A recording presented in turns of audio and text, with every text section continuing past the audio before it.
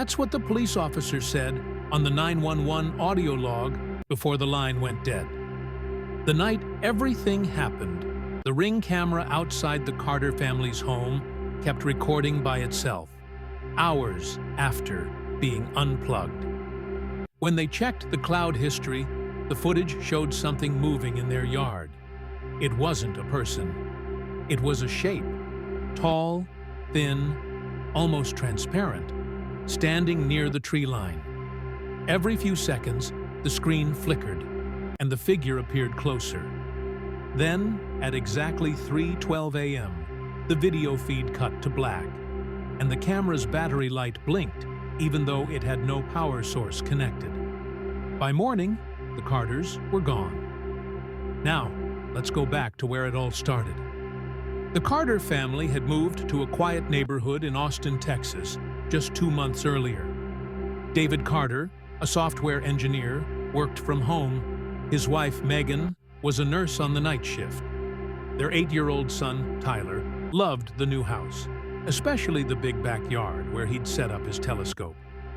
It was a calm, friendly street, with dogs barking, sprinklers running, and kids riding bikes until sunset. One evening, Megan came home late from work and noticed the porch light flickering. "David, did you leave the Ring camera on again?" she asked, unlocking the door. David looked up from his laptop. "No, it's been acting weird all day. Keeps pinging my phone like it's seeing motion, but there's nothing there."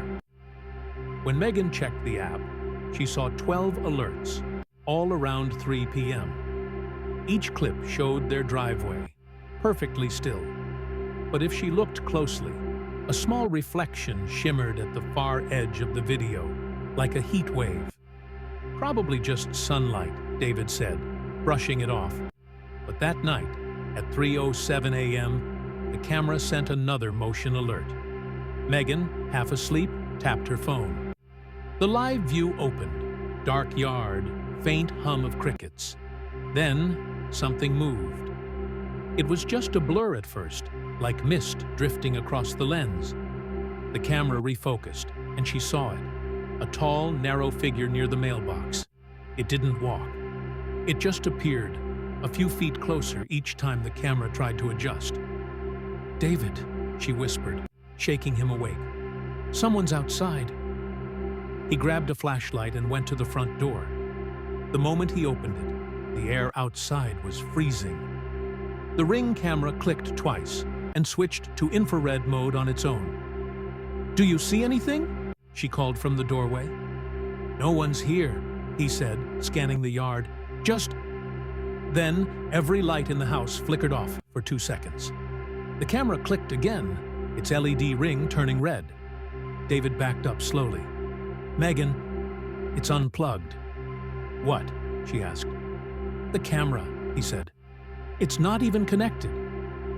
"Look!" Before he could finish, his phone vibrated. The Ring app sent a live alert.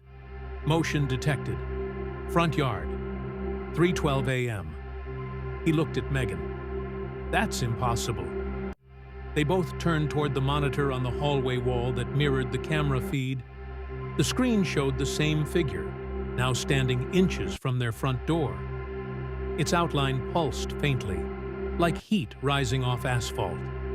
Then the feed glitched, and for one frame, just one, they saw a face.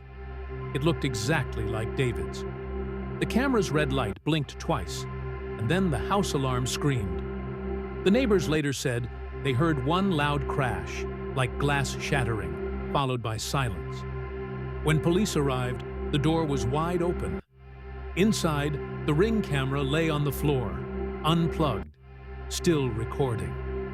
And the last thing it captured was the hallway mirror, reflecting a faint red glow moving through the dark. The police called it a malfunction. That's what the report said. Device error resulting in corrupted video footage. But the Ring camera hadn't glitched. It had kept recording, hours after being unplugged. When Detective Sarah Reed replayed the last clip, the timestamp blinked. 3:12 a.m., then 3:13, then 3:14. But the camera's power light never came back on. Each frame showed the same dark hallway. Only the reflection in the mirror changed. At 3:16 a.m., a small shadow appeared near the ceiling, shifting like smoke, stretching toward the floor. Then, for one split second, something stepped into view.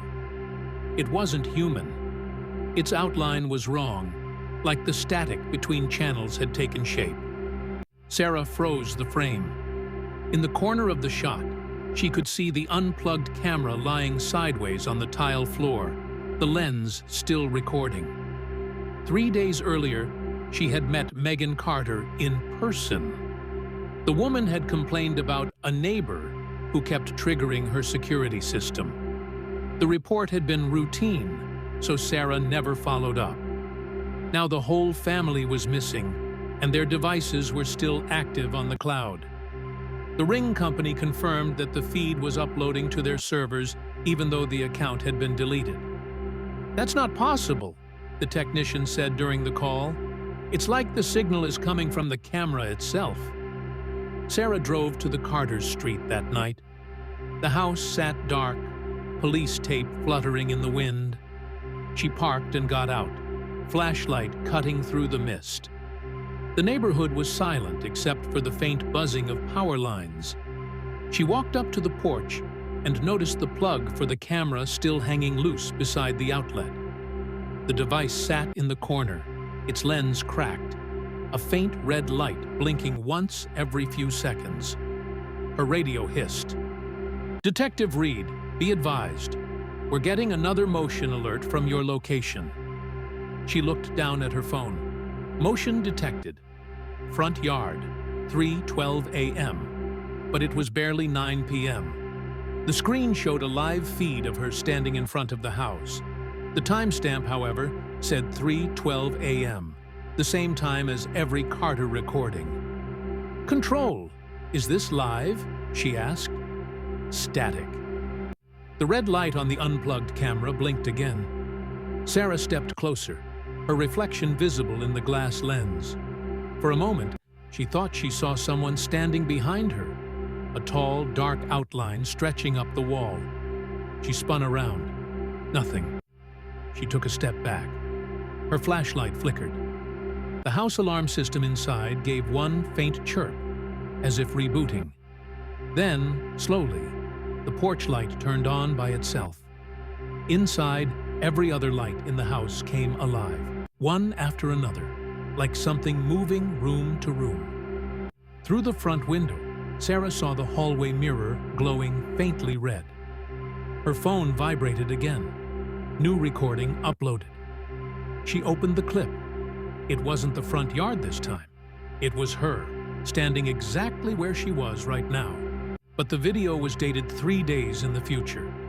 Her heartbeat thundered in her ears. "Control," she whispered, backing away. "We have a serious situation here. The device is..." A loud crack cut her off. The front window shattered outward, glass spraying across the porch. The house went dark again. Sarah fell back, scrambling for her radio. When she looked up, the unplugged Ring camera was gone. Only the plug remained, swaying slightly like it had just been pulled free. Her phone vibrated once more. Motion detected. Inside house, 3:12 a.m. She looked toward the open doorway. Deep inside the hall, something moved, a shape, flickering in and out like a bad signal. It turned its head toward her, and for the first time, Detective Reed heard the soft hum that every Carter recording had captured before it ended. Low, steady, almost human. Then her phone screen went black, and her own reflection appeared in the glass, smiling back at her.